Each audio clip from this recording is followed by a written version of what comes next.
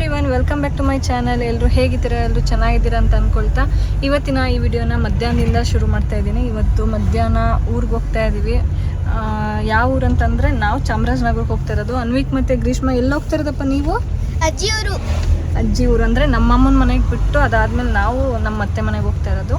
ಅಲ್ಲಿ ಇವತ್ತು ಪಕ್ಷ, ಅದಕ್ಕೋಸ್ಕರ ಫಸ್ಟು ನಮ್ಮ ಅಮ್ಮನ ಮನೆಗೆ ಗ್ರೀಷ್ಮ ಮತ್ತು ಅನ್ವಿಕ್ನ ಬಿಟ್ಬಿಟ್ಟು ಅದಾದಮೇಲೆ ಹೋಗಬೇಕು. ಯಾಕೆ ಅಂದರೆ ಮಕ್ಳಿಗಿಬ್ರಿಗೂ ಮಿಡ್ ಟರ್ಮ್ ಎಕ್ಸಾಮ್ಸ್ ನಡೀತಾ ಇದೆ. ಆಲ್ಟರ್ನೇಟಿವ್ ಡೇಸಲ್ಲಿ ಎಕ್ಸಾಮ್ಸ್ ಇರೋದ್ರಿಂದ ಒಂದಿನ ಎಕ್ಸಾಮ್ ಒಂದಿನ ಇರಲ್ಲ. ಈಗ ನಾವು ಊರಿಗೆ ಹೋಗಿ ಹಬ್ಬ ಮುಗಿಸ್ಕೊಂಡು ಬರೋ ಅಷ್ಟರಲ್ಲಿ ಅವ್ರಿಗೆ ಪ್ರಿಪೇರ್ ಆಗೋಕ್ಕೆ ಟೈಮ್ ಬೇಕಲ್ಲ. ಇಲ್ಲ ಅವ್ರನ್ನ ಕರ್ಕೊಂಡು ಹೋದ್ರೆ ಅಲ್ಲಿ ಟಯರ್ಡ್ ಆಗ್ತಾರೆ ಅನ್ನೋದಕ್ಕೋಸ್ಕರ ಅವ್ರನ್ನ ಕರ್ಕೊಂಡು ಹೋಗ್ತಾ ಇಲ್ಲ. ಈಗ ಅಮ್ಮನ ಮನೆಗೆ ಬಿಟ್ಟು ಅದಾದಮೇಲೆ ನಾವು ಊರಿಗೆ ಹೋಗಬೇಕು. ಅಮ್ಮನ ಮನೆಗೆ ಬಂದ್ವಿ ಇವಾಗ. ಅನ್ವಿಕ್ಗೆ ಖುಷಿ, ಅಮ್ಮನ ಮನೇಲಿ ಇರ್ತೀನಲ್ಲ, ಇಲ್ಲಿ ಅಜ್ಜಿ ಜೊತೆ ಆಟ ಆಡ್ಕೊಂಡಿರ್ಬೋದು ಅಂತ. ಇವ್ರು ನಮ್ಮಮ್ಮ ಮತ್ತು ಇವರ ಅಪ್ಪ ಅಮ್ಮ ಅಂತ ಕರೆಯಲ್ಲ, ನಾವು ಅಣ್ಣ ಅಕ್ಕ ಅಂತ ಕರಿತೀವಿ. ಅದೇ ಖುಷಿನಲ್ಲಿ ಅವನು ಬಾಯ್ ಮಾಡಿ ಹೋಗಿದ್ದು ಬನ್ನಿ ಅಮ್ಮ ಅಂತ ಕಳಿಸ್ತಿದ್ದಾನೆ. ಅಪ್ಪ ಅಮ್ಮ ಇಬ್ಬರು ಹುಷಾರಾಗಿ ಹೋಗಿ ಬನ್ನಿ ಅಂತ ಹೇಳಿದ್ರು. ಈಗ ನಾವು ಮಕ್ಳನ್ನ ಬಿಟ್ಬಿಟ್ಟು ಈಗ ಚಾಮರಾಜನಗರಕ್ಕೆ ಹೊರಡ್ತಾ ಇದ್ದೀವಿ. ಪ್ರತಿ ಸಲನೂ ಎಲ್ಲರೂ ಒಟ್ಟಿಗೆ ಹೋಗಿ ಹಬ್ಬ ಎಲ್ಲನೂ ಮುಗಿಸ್ಕೊಂಡು ಬರ್ತಾ ಇದ್ವಿ. ಆದರೆ ಇದೇ ಫಸ್ಟ್ ಟೈಮು ನಾವು ಪಕ್ಷಕ್ಕೆ ಮಕ್ಕಳನ್ನ ನಮ್ಮೂರಲ್ಲಿ ಬಿಟ್ಬಿಟ್ಟು ಹೋಗ್ತಾ ಇರೋದು. ಈಗ ಆಲ್ರೆಡಿ ನಾವು ನಗರಕ್ಕೆ ಬಂದು ತಲುಪಿದ್ದೀವಿ. ನಗರದಲ್ಲಿ ಸ್ವಲ್ಪ ಸ್ವೀಟ್ಸು ಮತ್ತು ಹಣ್ಣು ಅದೆಲ್ಲ ತೊಗೋಬೇಕಿತ್ತು, ಅದೆಲ್ಲ ತೊಗೊಂಡು ಈಗ ಊರಿಗೆ ಬಂದು ತಲುಪಿದ್ವಿ. ನಾವು ಊರಿಗೆ ಬಂದು ತಲುಪಿದ್ವಿ, ಅಷ್ಟು ಕರೆಕ್ಟಾಗಿ ಮಳೆ ಸ್ಟಾರ್ಟ್ ಆಯಿತು.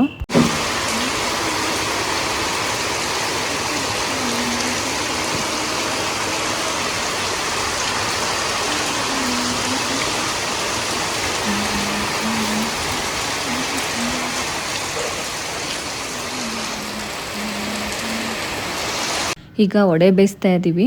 ಆಲ್ಮೋಸ್ಟ್ ಆಲ್ ಎಲ್ಲನೂ ರೆಡಿ ಮಾಡಿದರು. ಅಲ್ಲಿಗೆಲ್ಲ ವಡೆ ಮತ್ತು ನಾಟಿ ಕೋಳಿ ಸಾಂಬಾರು, ಮುದ್ದೆ, ರೈಸು, ಮೊಟ್ಟೆ ಆ ಥರದ್ದು ಮಾತ್ರ ಬ್ಯಾಲೆನ್ಸ್ ಇತ್ತು. ಈಗ ವಡೆ ಬೇಯಿಸ್ತಾ ಇದ್ದೀನಿ ನಾನು.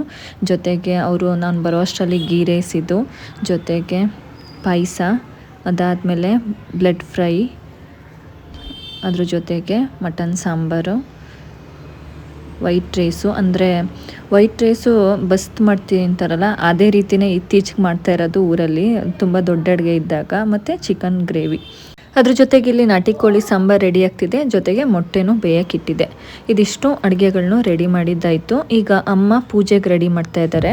ಮೊದಲನೇದಾಗಿ ಅಮ್ಮ ಇಲ್ಲಿ 2 ದೊಡ್ಡ ಬಾಳೆ ಎಲೆನ ಹಾಕಿದ್ದಾರೆ. ಅದ್ರ ಮೇಲೆ ಸ್ವಲ್ಪ ಅಕ್ಕಿ ಹಾಕಿ ಈಗ ಕಳಸಕ್ಕೆ ರೆಡಿ ಮಾಡ್ಕೊತಾ ಇದ್ದಾರೆ. ಕಳಸ ಅಂದರೆ ಒಂದು ತಾಮ್ರದ ಚಮ್ಗೆ 3 ಕಡೆ ವಿಭೂತಿ ಇಟ್ಟು ಅದಕ್ಕೆ ಎಲೆಗಳನ್ನ ಹಾಕಿ ಅದಾದಮೇಲೆ ಕಳಸ ರೆಡಿ ಮಾಡ್ಕೋತಾ ಇದ್ದಾರೆ. ಅಂದರೆ ನಾವಿಲ್ಲಿ ಕಳಸಕ್ಕೆ ಕಾಯಿ ಆಗಲಿ ಒಂಬಾಳೆ ಆಗಲಿ ಹಾಕಲ್ಲ, ಬರೀ 5 ವಿಳ್ಯದೆಲೆ ಇಟ್ಟು ಅದಾದಮೇಲೆ ಅದ್ರ ಮೇಲೆ ಹೂವನ್ನು ಇಟ್ಟು ಕಳಸ ರೆಡಿ ಮಾಡ್ತೀವಿ. ಕೆಲವ್ರು ಏನು ಮಾಡ್ತಾರೆ ಅಂದರೆ ಕಳಸ ಇಡಲ್ಲ, ಅದ್ರ ಬದಲಿಗೆ ಫೋಟೋ ಇಟ್ಟು ಪೂಜೆ ಮಾಡ್ತಾರೆ. ಜೊತೆಗೆ ಬಾಳೆ ಎಲೆ ಬದಲು ವೈಟ್ ಪಂಚೆ ಇಟ್ಟು ಅದ್ರ ಮೇಲ್ಗಡೆ ಫೋಟೋನ ಇಡ್ತಾರೆ, ಅಥವಾ ಮಣೆ ಇಟ್ಟು ಅದ್ರ ಮೇಲೆ ಫೋಟೋ ಎಲ್ಲ ಇಡ್ತಾರೆ. ಆದರೆ ನಾವಿಲ್ಲಿ ಕಳಸ ಮಾಡಿ, ಅಂದರೆ ಬರೀ ವಿಳ್ಯದೆಲೆ ಕಳಸ ಮಾಡಿ ಇಡ್ತೀವಿ. ಈ ಪಿತೃಪಕ್ಷನ ಹಿರಿಯರಿಗೆ ಪೂಜೆ ಮಾಡೋ ಹಬ್ಬ ಅಥವಾ ಶ್ರಾದ್ದ ಪಕ್ಷ ಅಂತ ಕರೀತಾರೆ. ಅದ್ರ ಜೊತೆಗೆ ಈ ಪಕ್ಷನ ಕೆಲವೊಬ್ಬೊಬ್ರು ಒಂದೊಂದು ರೀತಿ ಆಚರಣೆ ಮಾಡ್ತಾರೆ. ಅಂದರೆ ಅಮಾವಾಸ್ಯೆಗಿಂತ ಮುಂಚೆನೇ ಮಾಡಬೇಕು ಅಂತ, ಅಥವಾ ಅಮಾವಾಸ್ಯೆ ದಿನನೇ ಮಾಡಬೇಕು ಅಂತ, ಅಥವಾ ಅಮಾವಾಸ್ಯೆಗೂ ಮುಂಚೆ ಬರೋ ಮಂಗಳವಾರ ಅಥವಾ ಶುಕ್ರವಾರ ಮಾಡ್ತಾರೆ ಕೆಲವರು. ಇನ್ನು ಕೆಲವರು ಯಾವುದಾದ್ರೂ ಒಂದು ಭಾನುವಾರದಲ್ಲಿ ಮಾಡಬೇಕು ಅನ್ನೋ ಥರ ಇರುತ್ತೆ. ಅಂದರೆ ಅವ್ರವ್ರ ಆಚರಣೆ ಆವಾಗಿಂದ ಯಾವ ಥರ ಮಾಡ್ಕೊಂಡು ಬಂದಿರ್ತಾರೆ ಆ ರೀತಿ ಈ ಪಿತೃಪಕ್ಷನ ಸೆಲೆಬ್ರೇಟ್ ಮಾಡ್ತಾರೆ. ಇನ್ನು ಕೆಲವು ಕಡೆ ಈ ಪಿತೃಪಕ್ಷ ಆಚರಣೆ ಮಾಡಲ್ಲ, ಅದ್ರ ಬದಲು ಮಕ್ಕೆ ಹಬ್ಬ ಅಂತ ಮಾಡ್ತಾರೆ. ಅದೂ ಅಷ್ಟೇ ಈ ಹಿರಿಯರಿಗೆ ಸೆಲೆಬ್ರೇಟ್ ಮಾಡೋವಂತಹ ಹಬ್ಬ ಅದು. ಈಗ ನಾವಿಲ್ಲಿ ಕಳ್ಸೋದು ಒಂದು ಸೈಡ್ಗೆ ಎಳ್ನೀರು ಇಟ್ಟಿದ್ದೀವಿ, ಇನ್ನೊಂದು ಕಡೆಗೆ ಪಂಚೆ ಮತ್ತು ಹೊಸದು ಬ್ಲೌಸ್ ಪೀಸ್ ಇಡ್ತಾ ಇದ್ದೀವಿ.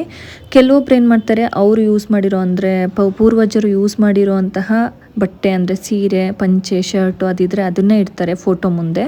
ನಾವಿಲ್ಲಿ ಹೊಸದಾಗಿ ಪಂಚೆ ಮತ್ತು ಬ್ಲೌಸ್ ಪೀಸ್ನ ಇಟ್ಟಿದ್ದೀವಿ. ಜೊತೆಗೆ 2 ಕಡೆನೂ ಎಡೆ ಹಾಕ್ತಿದ್ದೀವಿ. ಅಂದರೆ ಅವ್ರು ಇಷ್ಟಪಡ್ತಿರುವಂತಹ ಸ್ವೀಟ್ಸ್ಗಳು, ಹಣ್ಣುಗಳು, ಜೊತೆಗೆ ಕಡಲೆಪುರಿ, ಮಿಕ್ಸ್ಚರು ಅದೆಲ್ಲನೂ ಹಾಕಿ ಅದಾದಮೇಲೆ ನೆಕ್ಸ್ಟು ಮಧ್ಯದಲ್ಲಿ ಎಡೆಯನ್ನು ಹಾಕ್ತೀವಿ. ಅದಕ್ಕಿಂತ ಮೊದಲು ದೀಪನ ಹಚ್ಚಿ ಅದಾದಮೇಲೆ ನಾವು ಅಡುಗೆ ಮಾಡಿರ್ತೀವಲ್ಲ ಅದಷ್ಟು ಮಧ್ಯದಲ್ಲಿ ಬಡಿಸ್ತೀವಿ. ಕೆಲವ್ರು ಏನು ಮಾಡ್ತಾರೆ ಅಂತಂದರೆ ಫೋಟೋ ಮುಂದ್ಗಡೆ ಊಟದೆಲೆ ಹಾಕಿ ಊಟ ಬಡಿಸೋ ರೀತಿಯೇ 3 ಫೋಟೋ ಇದ್ದರೆ 3 ಫೋಟೋ ಮುಂದೆನೂ ಊಟ ಬಡಿಸ್ತಾರೆ. ಆದರೆ ನಾವಿಲ್ಲಿ ಕಳ್ಸೋದು ಮುಂದೆ ನಾವು ಮಾಡಿರೋ ಅಂಥ ಅಡುಗೆ ಎಲ್ಲನೂ ಎಡೆ ಹಾಕ್ತೀವಿ.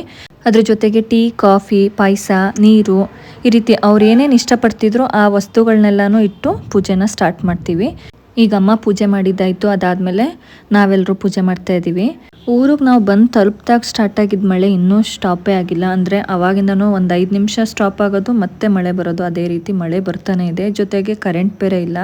ಹಬ್ಬಗಳಲ್ಲಿ ಈ ಥರ ಮಳೆ ಏನಾದರೂ ಬಂದರೆ ಎಷ್ಟು ತೊಂದರೆ ಅನಿಸುತ್ತಲ್ವ. ಅಂದರೆ ನಾವು ಒಂದಷ್ಟು ಗೆಸ್ಟ್ಗಳಿಗೆ ಹೇಳಿರ್ತೀವಿ, ಬರೋದಿರುತ್ತೆ ಹೋಗೋದಿರುತ್ತೆ. ಆ ಥರ ಟೈಮಲ್ಲಿ ಈ ಥರ ಮಳೆ ಬರೋದು ಅಥವಾ ಕರೆಂಟ್ ಹೋಗೋದೇನಾದರೂ ಇದ್ದರೆ ಎಷ್ಟು ತೊಂದರೆ ಅನಿಸುತ್ತಲ್ವ. ಅದರಲ್ಲೂ ಕಾಮನ್ ಆಗಿ ಹಳ್ಳಿಗಳಲ್ಲಿ ಯಾವ ರೀತಿ ಇರುತ್ತೆ ಅಂತ ನಿಮಗೆ ಗೊತ್ತಿರುತ್ತೆ ಸಿಚುವೇಶನ್ಸು. ಅದರಿಂದ ಜೊತೆಗೆ ಇವತ್ತು ನಮ್ಮೂರಲ್ಲಿ ಏನು ವಿಶೇಷ ಅಂತಂದರೆ ಈ ಪಕ್ಷನ ಆಲ್ಮೋಸ್ಟ್ ಸುಮಾರು 70-80% ಊರಲ್ಲೆಲ್ಲರೂ ಇವತ್ತೇ ಪಕ್ಷ ಮಾಡ್ತಾ ಇರೋದ್ರಿಂದ ಎಲ್ಲರೂ ಅವ್ರವ್ರ ಮನೆಗಳಲ್ಲಿ ಮಾಡ್ತಾರೆ. ಜೊತೆಗೆ ಈ ಸಲ ನಾವು ಪಕ್ಷನ ಒಂದು ಸ್ವಲ್ಪ ಸಿಂಪಲ್ಲಾಗಿ ಮಾಡ್ತಾ ಇರೋದು.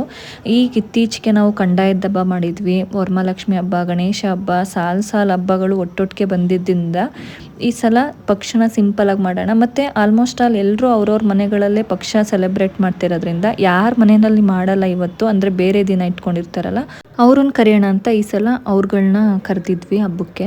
ವರ್ಷಕ್ಕೊಂದ್ಸಲ ಈ ಥರ ಪಿತೃಪಕ್ಷದಲ್ಲಿ ಈ ಥರ ಪಕ್ಷ ಮಾಡೋದು ತುಂಬಾ ಒಳ್ಳೆಯದು. ಅಂದರೆ ಈ ಪಿತೃಪಕ್ಷದಲ್ಲಿ ನಮ್ಮ ಪೂರ್ವಜರು ಅವ್ರ ಫ್ಯಾಮಿಲಿ ಮೆಂಬರ್ಸ್ಗಳಂದರೆ ಕುಟುಂಬ ಸದಸ್ಯರನ್ನು ನೋಡೋದಕ್ಕೆ ಅಂತ ಭೂಮಿಗೆ ಬರ್ತಾರೆ ಅನ್ನೋ ಒಂದು ನಂಬಿಕೆ ಇದೆ. ಅದರಿಂದ ಅವ್ರಿಗೆ ಶ್ರಾದ್ದ ಅಥವಾ ಪಿಂಡದಾನ ಅಥವಾ ಈ ಥರ ಪಿತೃಪಕ್ಷನ ಸೆಲೆಬ್ರೇಟ್ ಮಾಡೋದ್ರಿಂದ ಅವ್ರ ಆತ್ಮಕ್ಕೆ ಮುಕ್ತಿ ಸಿಗುತ್ತೆ, ಜೊತೆಗೆ ಮೋಕ್ಷ ಸಿಗುತ್ತೆ ಅನ್ನೋ ಒಂದು ನಂಬಿಕೆ ಇರೋದ್ರಿಂದ ನಾವೆಲ್ಲರೂ ಪೂರ್ವಜರಿಗೆ ಅಥವಾ ಹಿರಿಯರಿಗೆ ಈ ಥರ ಪೂಜೆನ ಮಾಡಬೇಕು. ಈಗ ಪೂಜೆ ಎಲ್ಲ ಮುಗೀತು. ಪೂಜೆ ಆದಮೇಲೆ ಎಲ್ಲರೂ ಹೊರಗಡೆ ಹೋಗಿ ಒಂದು 5 ನಿಮಿಷ ಅಥವಾ 10 ನಿಮಿಷ ಹೊರಗಡೆ ಇದ್ದು ಬಾಗಿಲೆಲ್ಲ ಕ್ಲೋಸ್ ಮಾಡಿ ಅದಾದ್ಮೇಲೆ ಒಳಗಡೆ ಬರಬೇಕು. ಕಾಮನ್ ಆಗಿ ಎಲ್ರಿಗೂ ಗೊತ್ತಿರುತ್ತೆ ಇದು ಯಾವ ರೀತಿ ಮಾಡೋದಂತ. ಈಗ ಬಂದಿರೋರಿಗೆಲ್ಲ ಈಗ ಊಟ ಬಡಿಸ್ತಾ ಇದ್ದೀವಿ.